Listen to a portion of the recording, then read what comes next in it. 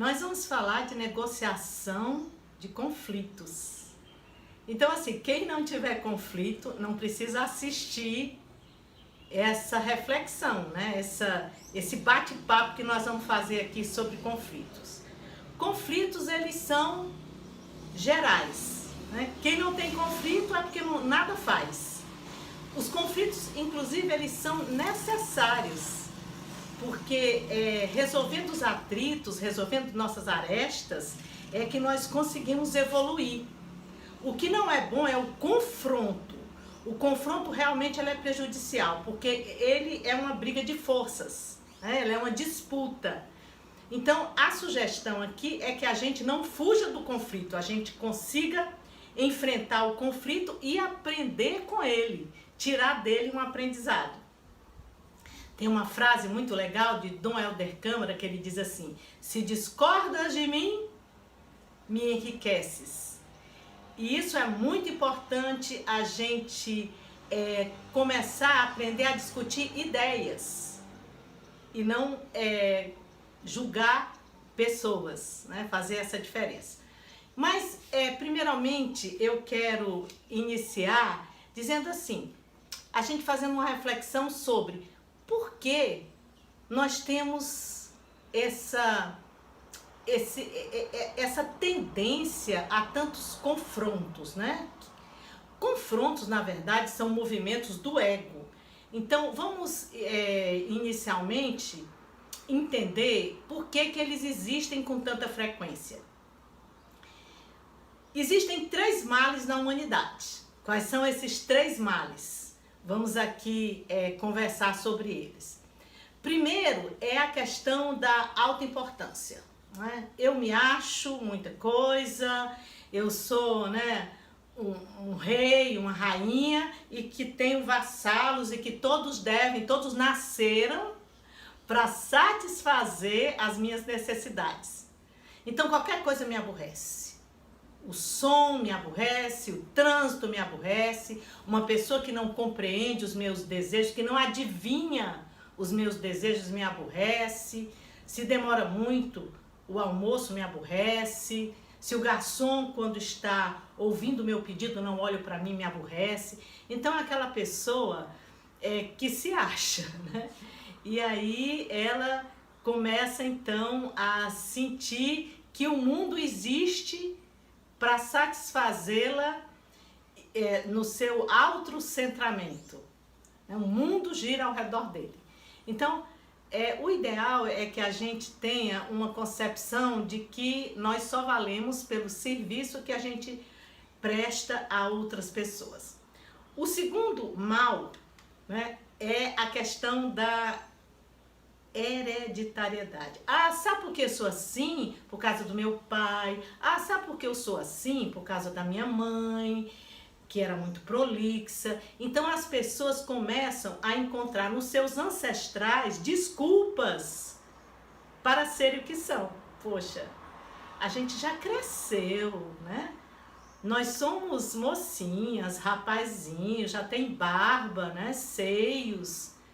Então é preciso assumir o que a gente quer transformar em nós, o que precisa ser transformado para a gente se melhorar e não ficar, né, naquela vibe de estar encontrando terceiros para poder justificar o seu comodismo de não querer se transformar.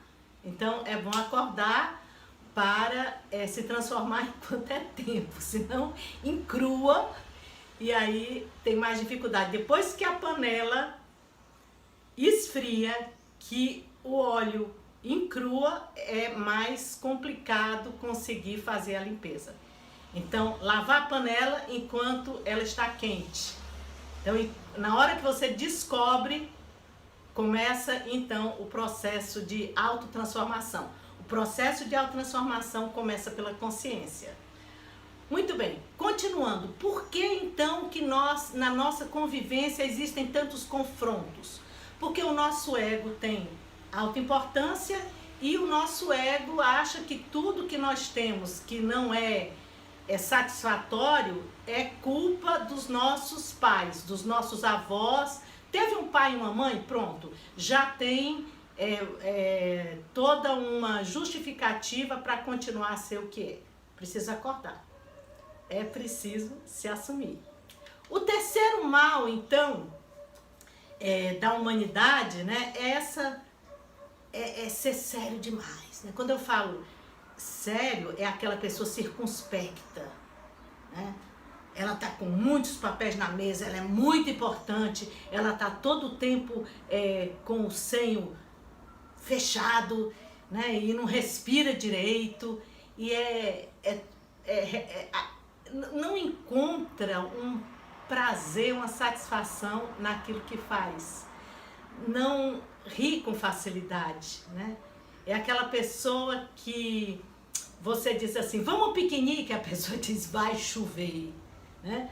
Ela já pressupõe, ela vaticina uma desgraça em tudo que ela vê.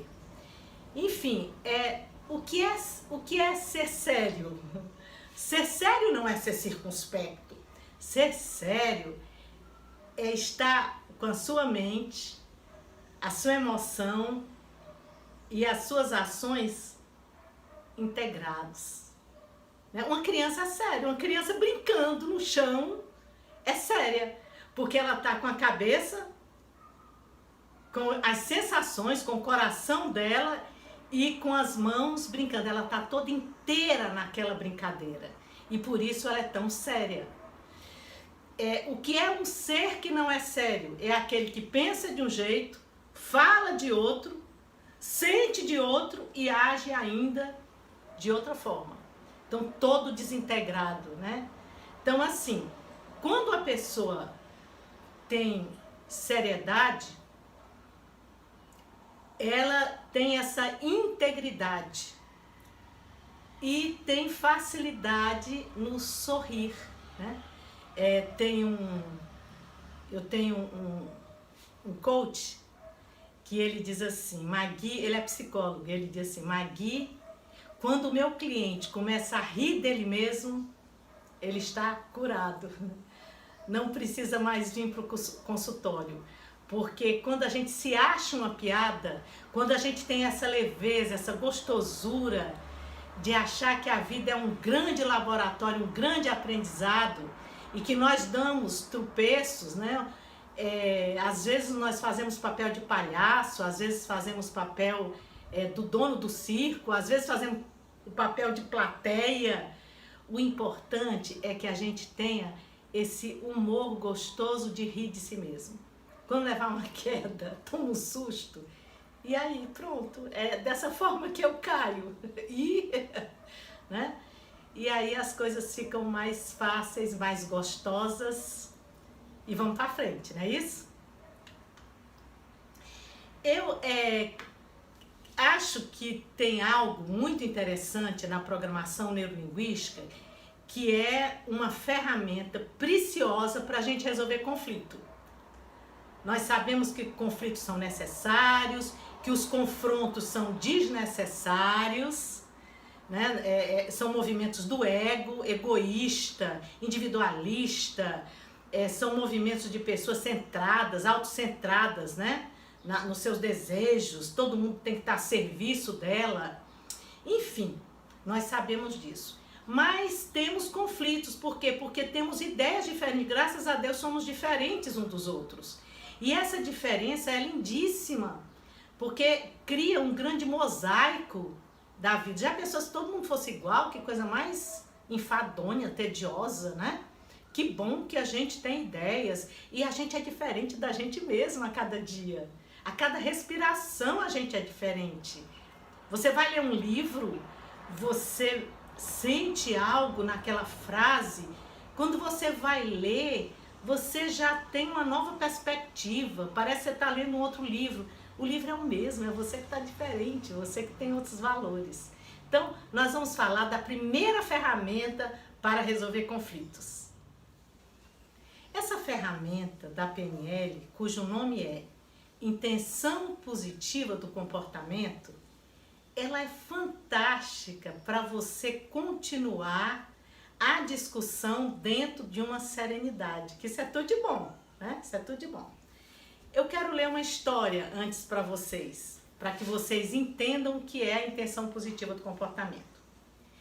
Quando a guerra acabou no Japão, alguns soldados em ilhas distantes não foram avisados do fato de que a guerra havia acabado. Nos anos que se seguiram à guerra, muitos desses soldados foram descobertos por terem atirado em pescadores ou barcos cheios de turistas, ou foram encontrados distantes por alguns moradores da ilha. À medida que os anos foram passando, eram descobertos cada vez menos soldados. O último foi encontrado há uns 20 anos atrás, cerca de 30 anos após o término da guerra no Japão. Imagine então a postura desse soldado. O governo do seu país o havia chamado, treinado, enviado para uma ilha selvagem para defender e proteger o seu povo contra uma ameaça externa. Como cidadão leal e obediente, ele sobreviveu a inúmeras privações e batalhas durante os anos da guerra. Com o fim do conflito, ele foi deixado para trás, sozinho, ou junto com alguns poucos sobreviventes. Durante todos esses anos, levou adiante a batalha como podia, passando por terríveis privações. Apesar do calor, dos insetos e das chuvas tropicais, foi em frente, obedecendo à instrução que lhe fora dado 30 anos antes. Lute pelo seu país. Como deveria ser tratado este soldado ao ser encontrado? Seria fácil rir para ele e chamá-lo de estúpido por ter continuado a lutar numa guerra que já terminou há 30 anos atrás. Sempre que um desses soldados era descoberto, o primeiro contato era sempre feito com muito cuidado. Algum ex-oficial de alta patente tirava do armário o seu velho uniforme de 30 anos atrás, e sua espada de samurai e tomava um antigo navio militar até encontrá-lo. E quando encontravam o soldado, eles ficavam frente a frente, com lágrimas nos olhos. O oficial agradecia ao soldado sua lealdade, sua coragem, por continuar a defender o seu país durante todos aqueles anos. E em seguida, pedia-lhe que contasse as suas experiências e dava-lhe as boas-vindas. Somente algum tempo depois, com muita delicadeza, cuidado, carinho, contava-se ao soldado japonês que a guerra tinha terminado e que o país estava novamente em paz e que não era necessário que ele continuasse a luta. Ao voltar para casa, o soldado era recebido com honras militares, desfiles e medalhas. A multidão agradecia a sua luta árdua e comemorava sua volta ao seio do seu povo. Você acredita que essa história é verdadeira? O nome desse soldado é Hirao Onoda. E inclusive ele foi julgado pelos crimes que ele cometeu, porque ele matou pessoas querendo defender a ilha japonesa. E ele foi absolvido. E ele pediu para passar os últimos anos da vida dele aqui, na região do Amazonas, porque era a região mais parecida com o que ele tinha vivido há 30 anos. Ele não se acostumaria mais a viver no Japão. O Japão, depois de 30 anos, mudou totalmente. E ele, inclusive, morreu no Amazonas. Pegue na internet, é muito interessante a vida desse soldado. Mas por que eu contei essa história? O que essa história tem a ver com intenção positiva do comportamento? Vamos lá, vamos descobrir. Veja bem, se você se conectar com o comportamento do soldado, você censura. Esse soldado, ele matou pessoas, então ele deve ser preso. Porque ele tirou a vida de pessoas inocentes. Isso é se conectar com o comportamento. Mas se você se conectar com a intenção do comportamento, aquilo que está por detrás do comportamento, a intenção era cumprir ordens. A intenção era defender o país, porque foi essa ordem que ele recebeu. Imagine então, se alguém chega e diz, seu abestado, né? A guerra já terminou há 30 anos, imagine o sofrimento desse soldado, a tristeza desse soldado. E às vezes a gente tem comportamentos, né, que são desnecessários. É muito legal a gente chorar, bater perna, né, e reclamar porque a mamãe não está servindo o nosso mingau, eu quero o meu brinquedinho. Isso é muito justo você pedir isso. Quando você é criança, você chorar e bater o pezinho é adequado à sua idade. Mas agora que você tem 30 anos, 40 anos, 50 anos, 20 anos, talvez, não se justifica mais esse comportamento. Esse comportamento era adequado, agora já não é mais. Só que você não sabe, às vezes, que você amadureceu, que você cresceu, que o mundo mudou. Você continua, às vezes, ser o filhinho ou a filhinha da mamãe. Então, existem comportamentos seus que são adotados para um benefício. Por exemplo, você quer o benefício de bem-estar com o seu estômago cheio. Você não quer a dor da fome. Então, você chora para conseguir. Então, qual é a intenção positiva do seu choro? O choro é ruim, o choro é chato. Mas qual é a intenção positiva? É conseguir o alimento. Para quê? Para você extinguir a fome. Para quê? Para você ter um bem-estar. Então, todo comportamento, quando ele é adotado com a intenção do bem-estar. Então, vamos lá, vamos pegar o soldado. Ele matou alguém. Por quê? Porque ele estava defendendo a pátria. Mas o que ele ganhou com isso? Ele ganhou o valor de ter obedecido. Eu obedeci o meu chefe. O que você ganha quando você obedece? Quando eu obedeço, eu ganho a sensação de dever cumprido. E quando você tem a sensação de dever cumprido, o que você ganha? Eu ganho bem-estar. No final das contas, todos nós funcionamos para bem-estar. Para chegar nessa sensação gostosa de se sentir bem. O criminoso mata porque ele quer se livrar daquela pessoa, ou então ele quer roubar o dinheiro. No fundo ele quer dinheiro para comprar as coisas que ele quer, mas o que ele quer mesmo, qual é o ganho dele, é quando ele conseguiu o que ele quer, ele sentiu bem-estar. Então, às vezes, uma pessoa dá um tapa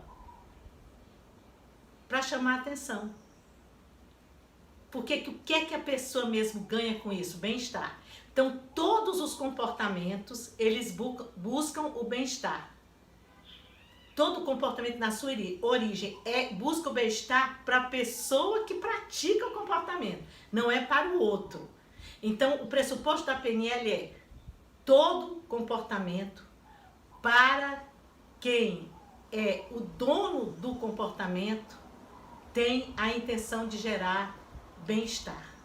Todo comportamento tem uma intenção positiva. Essa é a grande lição, esse é o pressuposto da PNL que vai fazer com que nós possamos, diante do conflito, ter serenidade. Então, vamos aqui fazer um exercício, né? Vamos imaginar que eu estou dando uma aula. Eu estou dando uma aula e uma pessoa atende um celular. Se eu me conectar com o comportamento do aluno, eu vou ficar aborrecida, vou me sentir desprestigiada, vou sentir que ele não está valorizando o que eu estou dizendo. Não entro nessa conexão com o comportamento, porque senão eu estou me comunicando no mesmo nível da pessoa. Eu vou em uma outra dimensão. Eu vou acima do comportamento. além do comportamento e vou lá descobrir o que a pessoa ganha quando atende o celular em sala de aula.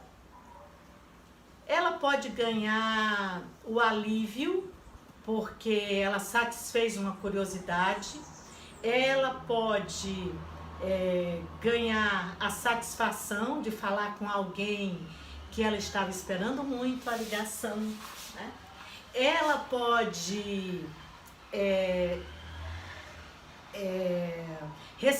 atender a ligação para se ver livre e a partir disso poder prestar mais atenção à aula e com isso tudo, todas essas coisas que eu falei, conseguir o bem-estar. Depois que você ganha o bem-estar, não tem mais outra coisa para ganhar. Nós nascemos com a vontade de buscar o nosso bem-estar. Onde é que tem um problema sério? É porque às vezes as pessoas não sabem escolher o melhor comportamento para se sentir bem. Se eu quero chamar a atenção a você, não precisa gritar ou não precisa usar palavrões. Eu posso escolher um comportamento mais adequado, mas às vezes as pessoas não sabem escolher os melhores comportamentos. Então, a pessoa que resolve bem o conflito, ela entende que os fins são validados, que a pessoa se sentir bem. Agora, os meios que a pessoa usa é que são pobres, né? As pessoas não sabem escolher a forma melhor de chamar atenção, se livrar de outra pessoa. Às vezes as pessoas são grosseiras com outras para se vingar. Tá, e o que é que você ganha quando você se vingar? Eu ganho uma sensação de olho por olho, dente por dente, né? Eu fiz a pessoa sofrer o que eu sofri. Tá, e quando você faz isso, o que você ganha com isso? Ah, eu ganho uma sensação de alívio, né? Dei o troco, não deixei por menos. Ok, tudo bem. E quando você não deixa por menos, o que você ganha com isso?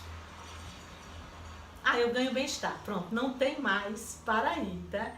Então, o negociador precisa entender que todos os seres humanos buscam o bem-estar e que eles erram na escolha do comportamento. Resolvido isso, quando você estiver negociando numa mesa com o seu parceiro, você vai entender o comportamento dele. Entender, não aceitar. Estou falando em compreensão. Você vai compreender que ele está querendo lhe esfolar. Ele está querendo produto de graça.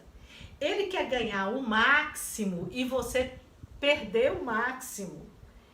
Ele, às vezes, está querendo confrontar com você, porque ele quer se sentir importante. Quando ele ganha mais, ele tem a satisfação de dizer que ele ganhou o jogo, que ele ganhou a disputa e com isso ele se sentir bem. Ele quer mostrar para você que ele é mais forte e com isso se sentir importante. Quando ele se sente importante, ele se sente bem. Então, o negociador que é expert em relações humanas, ele compreende a psique dessa pessoa e não conecta com o comportamento, ele conecta com a intenção do comportamento. E aí ele diz, olha, eu sei que o senhor quer tirar todas as vantagens. Eu sei que o senhor está querendo que eu venda o produto abaixo do preço de custo e ainda lhe dê prazo, ainda mande deixar sem custo. Eu sei disso. E eu quero dizer para o senhor que eu valido essa sua intenção. Porque se eu estivesse no seu lugar, talvez eu também quisesse todas essas vantagens. E eu quero agora, já que eu entendi as suas razões, e acho que o senhor está certo nas suas razões, eu estou querendo agora que o senhor me escute para que eu possa colocar as minhas razões. E a gente consiga chegar a um denominador comum para gerar benefício para você e para mim. E assim vamos os dois ficarmos satisfeitos após a negociação. Então, deixa eu lhe contar aqui, lhe mostrar o que eu tenho para lhe dizer sobre até onde eu posso chegar. E assim a pessoa se sente tranquila. E a pessoa se sente tranquila porque você validou, você fez empatia com a decisão dela. E ao mesmo tempo, você tem condição de colocar a sua intenção, porque você já validou e entendeu a intenção do outro. Isso serve para a briga de marido e mulher, pais e filhos, aluno e professor, patrão e empregado, entre sindicatos, governos. Isso serve para tudo. Se você, enquanto negociador, se conecta com comportamento, você é um ser humano, você vai ficar chateado, né? O que esse cara tá pensando? Poxa vida, ele quer tirar tudo, ele tá pensando que eu sou o quê? Né? Aí você já vai começar a gerar uma energia, um clima ruim na negociação, porque você conectou com o comportamento. Olha o comportamento, observa o comportamento, mas você vai se conectar na intenção positiva do comportamento. E você vai dizer, esta pessoa não está contra mim. Ela está somente a favor dela. E aí você fica sereno para argumentar sem entrar no jogo de confronto, sem entrar no jogo de disputa. Nós não somos galinhos de briga. Nós somos seres humanos que podemos entender que o outro quer tirar o melhor. Só isso. Imagine sua vida se todas as pessoas conectassem com a intenção positiva do comportamento. Não para ser um babaca, né? Não para aceitar, olha, faz aqui um ninho, o seu ninho na minha cabeça, pode fazer o que quiser. Não, não é para isso. É para que você deixe o outro chegar onde ele quer chegar. E você valida, eu entendo. Se eu tivesse na sua posição, eu também queria isso. Eu queria um produto de graça e que fosse entregue na minha casa, ainda com buquê de flores e bombons de chocolate. O senhor está certo. O senhor quer o melhor para você. Depois que você fala isso, que você reconhece, a pessoa baixa a guarda. Porque a pessoa começa a perceber que você entendeu com profundidade o movimento dela e você não está contra esse movimento.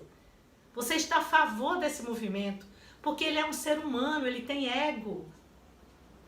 Agora você vai mostrar as suas razões.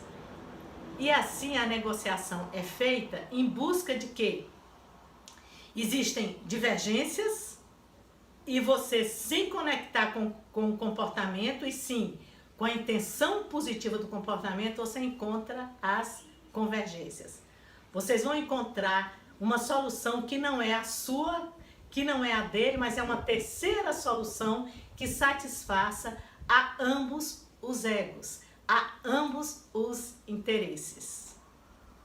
Aplique a intenção positiva do comportamento e perceba como as suas negociações vão ter qualidade e você vai ter serenidade, você não vai ficar nervoso nem chateado, não, você vai continuar a ter o seu equilíbrio emocional independente do comportamento do seu parceiro na negociação.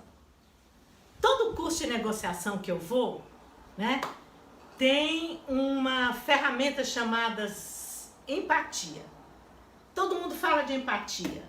Faça empatia, né? O que é empatia? Empatia é estar no lugar do outro, é entender o mundo do outro. Então, você tem três posições. Você tem a posição do eu, você dentro de você mesmo.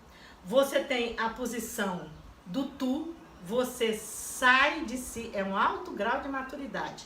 Você sai de si e vai ao outro. Até os 7 anos, a criança está muito centrada nela mesma. Quando ela passa dos 7 anos, ela começa a entender o mundo do outro. Então, já é um processo de maturidade. Você sai do eu, entra pro tu. O terceiro é o ele. É um processo ainda mais avançado, porque você agora é observador do eu e do tu, né? Das duas pessoas. Você agora está observando o que o eu faz que impacta no tu. E o que o tu faz que impacta no eu. Ou positivamente ou negativamente. Você já é um observador. Né? Você já consegue dançar nas três posições.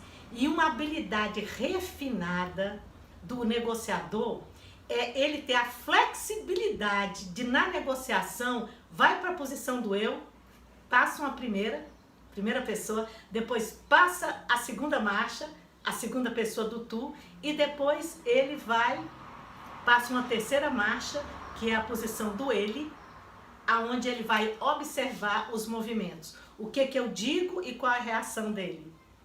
O que ele diz e qual é a minha reação. E aí você vai juntando informações para poder encontrar as melhores alternativas, né? Se eu tivesse na posição dele, como é que eu pensaria?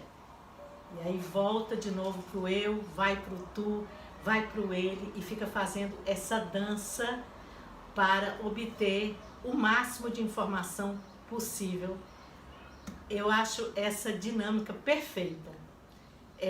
Agora, tem uma coisa, haja flexibilidade para conseguir, né? Porque a gente encrua no eu, só pensa na gente e quer manter a posição. Quando você está querendo brigar por posturas, por posição, isso não é negociação. Isso é confronto. E não vai se chegar a lugar nenhum. Por isso que às vezes as negociações são intermináveis. E elas causam traumas, machucam. Então o melhor mesmo é que você seja empático, né? Fazendo esse movimento de alta flexibilidade, que é entrar no mundo do outro, nas razões do outro. Não para aceitá-la, mas para compreender. Quando você compreende, quando você valida, a pessoa sente que você tem um respeito por ela. Então seja empático. Outra ferramenta fantástica para você ser o negociante é o foco, né? Tem pessoas cujo foco é no comportamento, no problema,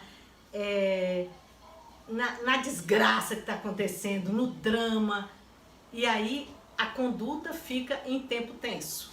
Quando você fura o pneu e entra em contato com o problema do pneu furado, você tem um tipo de humor, você tem um tipo de energia, você se aborrece, você se desgasta, se enche de adrenalina, porque você está sendo inconveniente no próprio instante em que você foca no problema. Foca 20% no problema e 80% na solução. Porque quando você foca na solução, você é proativo. Você está com a conduta em tempo relaxado. Relaxado, você é mais criativo. Então, usa mais a tua energia para a solução. Tem pessoas que nas reuniões, as reuniões de trabalho, ai, como eu participei dessas reuniões, né? Você passa 80% falando do problema, e todo mundo quer falar do problema, e conta 3 histórias pelo problema. Gente, o problema não é para ser cultuado. O problema é para ser identificado. Identificou, agora vamos buscar a solução. Gasta a tua energia em solução. E não ficar, né, naquele descarranhado. Parece que as pessoas amam. Ai, eu tenho um problema. Ai, que delícia. Delícia é ter solução. Identifica o problema e vai para a solução, né? Então, essa é uma questão, é um tipo programa. Às vezes as pessoas são programadas para falar de problema. Você pergunta assim, como vai? Aí a pessoa vai dizer 3 desgraças, 4, você fica ali. Ela aluga o teu ouvido, né? Aí você não consegue dizer nada. Ela diz, poxa, como foi legal encontrar com você, porque a pessoa conseguiu falar do problema dela. As pessoas amam ter problema. Parece, tem gente que está tão viciado em problema que chega às 9 horas da manhã, ainda não tenho nenhum problema. será que eu acordei? Belisca aqui, né, para ver se eu acordei. Porque até agora, 9 horas da manhã, eu não tenho nenhum problema. A pessoa criou agora um programa, um aplicativo, né? Que a vida só tem importância se eu tiver com um problema, com um drama. E o meu drama tem que ser grande, né? Para que eu gere importância. Realmente, os problemas, eles são testes, eles são provas. Mas não pensa no tamanho do dragão, né? Você identifica que o dragão é grande e agora vamos ver o que eu posso fazer para conseguir salvar a princesa. Que essa é a solução, é salvar a princesa. Então, vamos a partir de agora, começar a instalar o programa da busca da solução. Que é aí que nós usamos o que a gente tem de melhor, né? São nos piores momentos que nós resgatamos os nossos maiores potenciais. Pense na solução. Identifique o problema, mas foque todas as suas energias em resolvê-los. Outra excelente ferramenta é a escutativa. As pessoas acham que escutam, mas às vezes elas escutam a si mesma. Por exemplo, alguém está falando sobre o filho, aí você já fica pensando o que você vai falar sobre o seu filho. Você não está escutando, você está escutando o que você vai dizer depois que a pessoa cala a boca, né? Isso não é escutativa. A pessoa vai falar de um problema que ela tem, aí você já começa a pensar no problema que você tem e o que você vai falar quando a pessoa terminar de falar do problema dela, né? Isso não é escutativa. A escutativa é quando eu me esvazio de qualquer conceito, preconceito, julgamento, valor e escuto o que a pessoa está dizendo na íntegra. Aí a pessoa se sente realmente escutada. E no final você diz, entendi, compreendi. E repete a última palavra que a pessoa disse, porque ela se sente validada. Então é muito importante você ter escutativa. Até porque vender, negociar, não é falar demais. As pessoas acham que eu vou mostrar para ele como eu sei tudo sobre esse produto, todas as referências, eu sei tudo sobre o mercado, inclusive também sobre política, e a pessoa então vai se amostrar, ela vai simplesmente satisfazer uma carência de ser ouvida. Isso não é um negociador. O negociador muito mais escuta do que fala. O negociador precisa entender como o outro é, ele precisa entender a psique do outro. Ele precisa entender os valores do outro. Então, quando eu quero vender, por exemplo, um curso para uma empresa, a primeira coisa que eu falo é o que você valoriza num curso, em um treinamento. Às vezes a pessoa diz que ele seja uma síntese. Eu gosto de coisas rápidas, impactantes. Eu quero cursos de impacto. É um valor. Tem pessoas que dizem, não gosto desses cursos que são fogos de artifício. Faz aquele auê todo, né? E depois o instrutor vai embora e o que ficou? A fumaça dos fogos de artifício. Não fica nada, né? Ele foi aquela coisa que impactou, mas não deixou nada. E aí a pessoa prefere o quê? Cursos de formação. Não, eu quero cursos que realmente dê uma verticalizada. Ou então a pessoa pode dizer assim, não, eu gosto de cursos vivenciais. Que as pessoas possam jogar, que as pessoas possam interagir. Eu aproveito um treinamento para gerar empatia, para gerar interação com as pessoas. Eu prefiro cursos aonde as pessoas online, não gosto de presencial.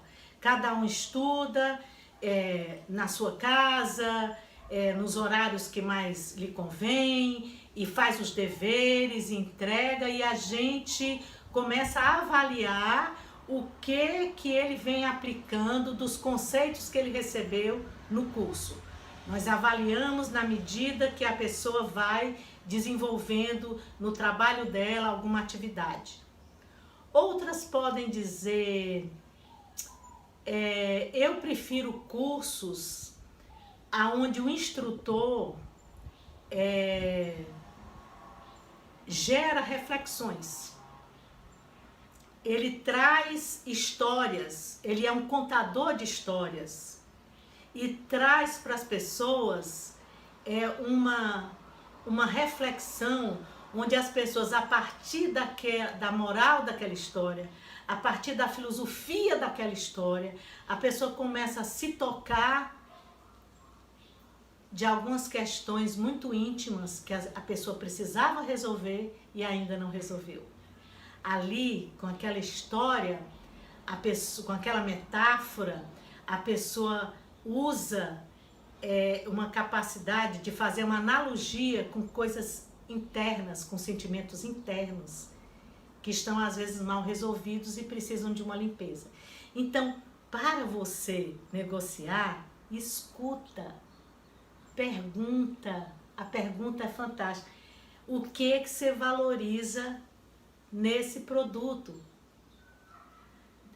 Para comprar um carro, por exemplo, não vende o carro antes de saber por onde é que você vai começar a sua argumentação. Porque tem pessoas que compram o carro porque é econômico, tem pessoas que compram o carro pelo poder de revenda, outras compram o carro porque carro é status, né?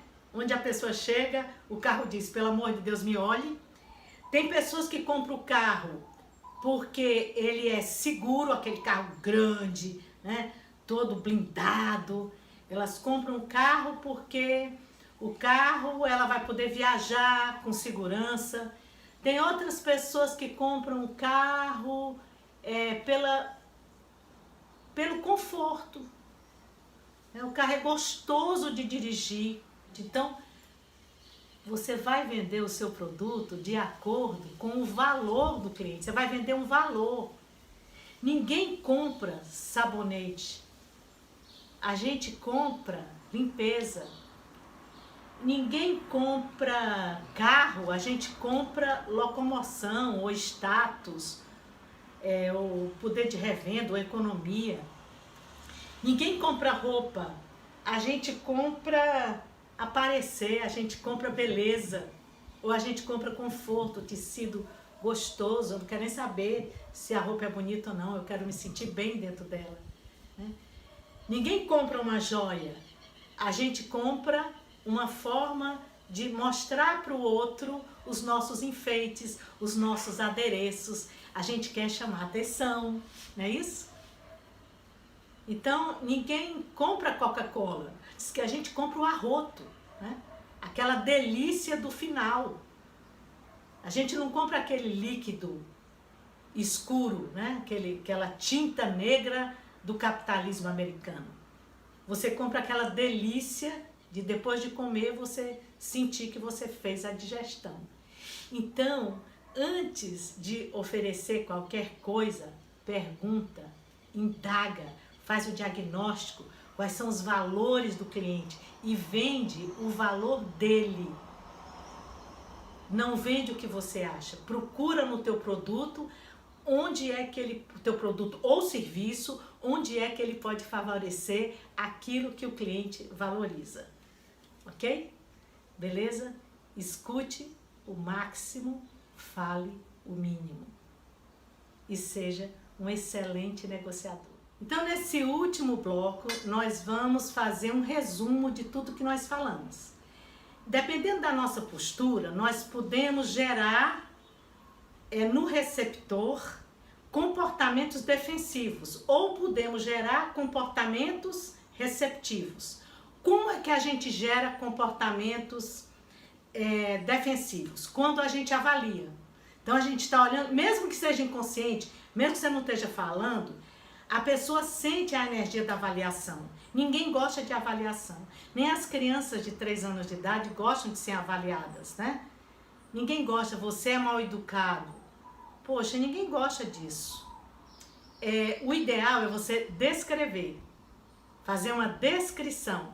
Olha, quando eu fui almoçar com você, que você comeu com a boca aberta e eu vi os alimentos aparecerem, eu não gostei, eu me senti mal.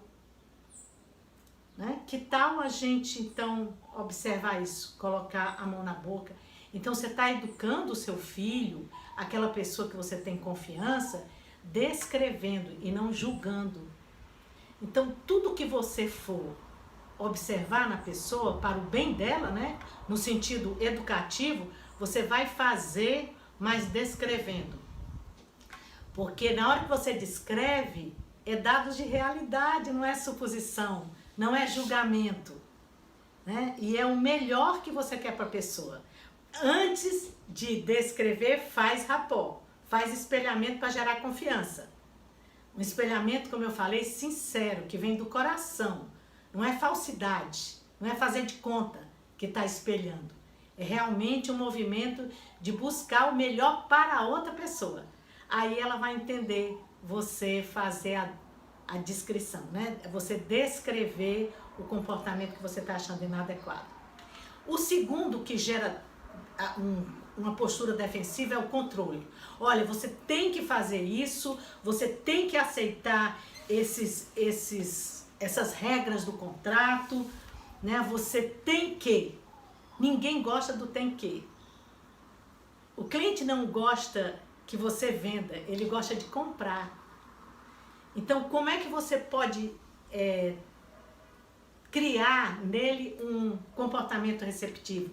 Quando você orienta. Olha, você pode fazer 2 coisas. Você pode aceitar essa cláusula.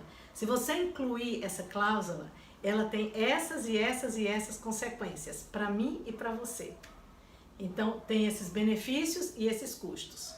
Agora, essa outra cláusula, ou essa outra característica do produto, tem esses benefícios e esse custo. E deixa que o cliente, então, decida o que ele vai abrir mão ou não. Porque às vezes o produto é grande, mas gera um benefício X. Às vezes ele é pequeno, é melhor ser pequeno, mas ele não tem aquela função que o cliente quer. Então, orienta, gera nele possibilidades. O cliente adora saber que ele está no controle da negociação. Qual dos 2 o senhor vai escolher? Não é você que está vendendo, é ele que está comprando. Outro comportamento que causa uma sensação de defesa é a estratégia, você mentir, né? É você usar uma coisa falsa, um fato falso, para forçar o cliente. Tipo assim, olha, esse é o último produto na prateleira.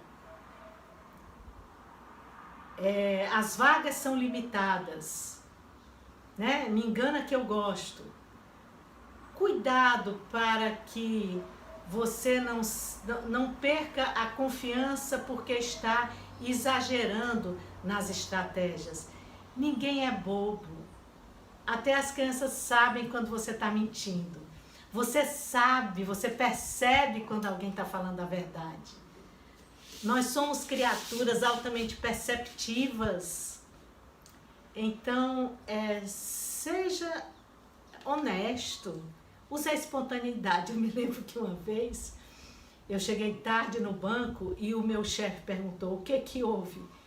Aí eu disse, eu dormi tarde e acordei tarde. Aí ele olhou para mim assim, porque ele estava esperando, o pneu furou, o trânsito. Não, eu acordei tarde. E aí cheguei tarde. Às vezes as pessoas até se assustam, né, com a resposta espontânea, sincera. E o ideal é que você seja o mais verdadeiro possível. Eu sei que todos nós temos nossas agendas ocultas. Eu sei que não dá para ser verdadeiro, né? Absolutamente, eu sei disso. Mas procura, faz um esforço para ser o mais espontâneo possível, porque gera mais confiança, gera mais receptividade. Outra coisa é a superioridade, a pessoa achar que ela tem um asterisco a mais no sangue, que é melhor que todo mundo, né? A pessoa tem uma postura assim, olhando para cima, né? Eu sou eu e você quem é, né? Assim, igual, né? Nós somos, olha, nós vamos virar terra, o rico e o pobre, o branco e o negro, o homem e a mulher, o político e o povo, todo mundo vai passar por um processo de virar pó. A gente só vale pelo serviço que presta ao outro. Serviço é um ser cheio de vício, de exuberância, porque serve ao outro. Você não é superior porque você sabe mais, porque você é um doutor, ou porque você tem mais dinheiro. Isso tudo não conta. Seja igual. Sinta-se importante na hora que você estiver prestando um serviço. Aí sim, aí sim. Você só pode participar de algo grande. Para se sentir grande, você precisa escolher algo grande. Porque eu sempre me senti muito pequena, mas quando eu participo de uma obra grande, eu me sinto grande. Então, busque algo em conjunto que você possa realmente prestar um serviço à comunidade. Muito bem. Então, nós já vimos avaliação, controle, estratégia e superioridade, que para criar um clima receptivo, você precisa ser descritivo, orientador, espontâneo e igual. E tem aquela pessoa que tem certeza de tudo, né? Eu tenho certeza que o produto vai ser entregue tal dia, eu tenho certeza que as características só são essas, eu tenho certeza que você gostou do que eu falei. Ninguém tem certeza de nada. A gente não sabe de onde veio, quando vai, como vai, para onde vai. Então, usa a flexibilidade, seja flexível, né? Aquela pessoa que tem até uma historinha simples, né? De um guru que tinha um discípulo que ficou observando o guru para fazer tudo que o guru fazia. Aí chegava uma pessoa, falava, o guru dava razão. Aí entrava uma pessoa, falava, tudo o contrário do que a primeira disse. Falava, e o guru dizia, sabe que você tem razão? Chegava outra pessoa que falava outra coisa totalmente diferente e o guru dizia, sabe que você tem razão? Aí o discípulo, mestre, eu quero um tempo, time. Mestre, assim também eu sou mestre, porque todo mundo que chega aqui, você diz, mesmo que as pessoas falem coisas diferentes, totalmente diferentes, você diz, sabe que você tem razão? Aí o mestre olhou para ele e disse assim, sabe que você tem razão? Você também pode ser um mestre, porque você tem algo chamado flexibilidade. Cada um tem as suas próprias razões. Ninguém tem a razão tal qual ela é em si mesma, mas cada um tem as suas razões das suas perspectivas. Então, o último que nós vamos falar agora é a neutralidade. A neutralidade, ela gera um clima defensivo. Porque a pessoa é exímia no que ela faz, mas ela é neutra. Ela não se envolve. Se você não se envolve, você não se desenvolve. Então a pessoa não tem emoção, né? A pessoa atende, pronto, seu nome, endereço, telefone, mas não chega junto, não olha, não percebe, não sente. É aquela pessoa totalmente neutra. Quando é que você cria um clima receptivo? Com empatia.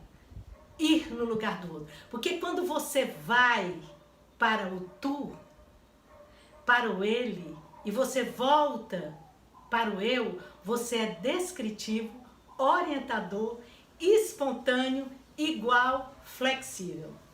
Seja empático. Porque é a habilidade mais refinada que uma pessoa pode ter. A empatia é ter um desapego por tudo que você acha, acredita, pensa, age, seu padrão.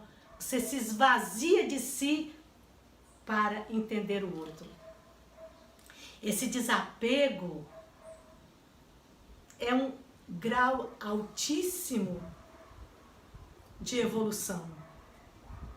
Você abre mão de si por alguns segundos para entender o outro da perspectiva dele e não da sua. Seja empático. Porque ao sentir o outro, você vai ter argumentos para fazer grandes negociações. Boas negociações.